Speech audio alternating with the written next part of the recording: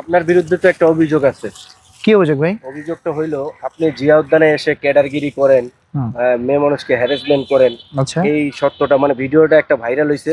হুম। ওইটা অনেক ধরনের এটাকে নিয়ে আর কি মনে করেন যে বিশ্লেষণ করতেছে যে আসলে ঘটনাটা কি। আচ্ছা আচ্ছা মূলত আপনার দেখা পাইছে আজকে আমি 7 দিন ধরে জিয়া উদ্যানে আপনাকে খুঁজতেছি। আচ্ছা এটার মূল ঘটনাটা কি?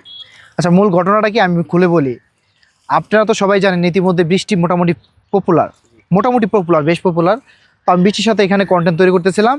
ওইখানে সম্ভবত বৃষ্টির বোন, ছোট বোন আর আরেকটা ফুলওয়ালি মেয়ে ছিল।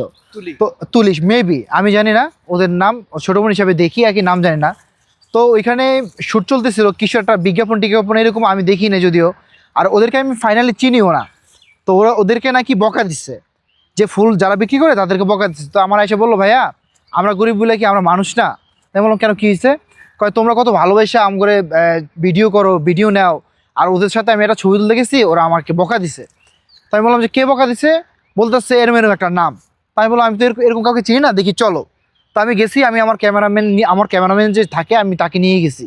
নিয়ে যেয়ে আমি ফার্স্টে ওনার আন্টিকে বললাম যে আন্টি, এই মেয়েকে বকা দিছে কে? হ্যাঁ, এক কথা দুই কথা অনেক কথা হইলো।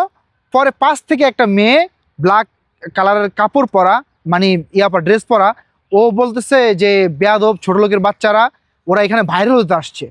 ঠিক আছে?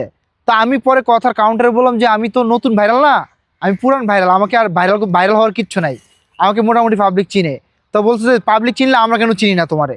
তো আমি বলছি আমিও তো তোমার চিনি না, আমি তোমাকে ফার্স্ট টাইম দেখছি। ও বলছে আমি তোমার ফার্স্ট টাইম দেখছি। ও আমাকে ইংরেজিতে বকা দিছে, আমিও ওকে ইংরেজিতে বকা দিয়েছি, জাস্ট এতটুকুই। তারপরে ওরা ওইখানে চলে গেল, আমার সাথে মিলমিশ করায় দেয়া। ওরা পুলিশ নিয়ে আসছে। ঠিক আছে? পুলিশ নিয়ে আসা দেখছে এখানে আমার কোনো দোষ নাই। পরে পুলিশ ভাই ছিল ওইখানে, ওরা মীমাংসা করে দিয়ে তারপর চলে গেছে। ঘটনা এই পর্যন্তই, এছাড়া আর কোনো ঘটনা হয় নাই আজ পর্যন্ত। কিন্তু ওরা আমাকে নিয়ে অনেক ভিডিও বানাইছে, আমি দেখছি, কিন্তু আমি ওদেরকে নিয়ে কোনো কাউন্টার কোনো ভিডিও এখন পর্যন্ত বানাই নাই। আর মেবি ওদেরকে নিয়ে আমার কাউন্টার ভিডিও বানানোর প্রয়োজন বোধ মনে করি না। তাহলে ওরা মনে করবে যে আমি ওদের জন্য ভিউর জন্য আমি ওদেরকে নিয়ে কথা বলতেছি। আপনার কি এই প্রথমই কি এই জিয়া উদ্যানে এরকম হয়েছে না এর আগে হয়েছে? না, এর আগে আমার যে উদ্যানে এরকম কোনো ঘটনা হয় না। যখন বিএনপি সরকারও ছিল না, তারও আগে থেকে আমি এখানে ভিডিও বানাই। কোনো অশ্লীল আশেপাশে কোনো কাজ দেখলেও কিন্তু আমি প্রতিবাদ করতাম। আপনি এটা বুঝে নেন ভাইয়া। এখন আমার একটা কথা, জিয়া উদ্যানে আমাদের প্রশাসন আছে, আনসার আছে, হ্যাঁ, পিডব্লিউডির লোক আছে। জি। আপনি কাউকে কোনো ধরনের কোনো কিছু বলতে পারবেন না। আচ্ছা, আপনি তাদের সহায়তা নেবেন, অবশ্যই নিব। এটা জানি আপনার হ্যাঁ, মনে থাকে। অবশ্যই নিব, কারণ এটা তো আমি জানতাম না, এখন জানলাম। তাহলে আমি অবশ্যই আমার যারা আনসার ভাই আছে, পুলিশের সহায়তা নেন নাই, তারা কিন্তু পুলিশের সহায়তা নেন। হ্যাঁ তারা নিছে।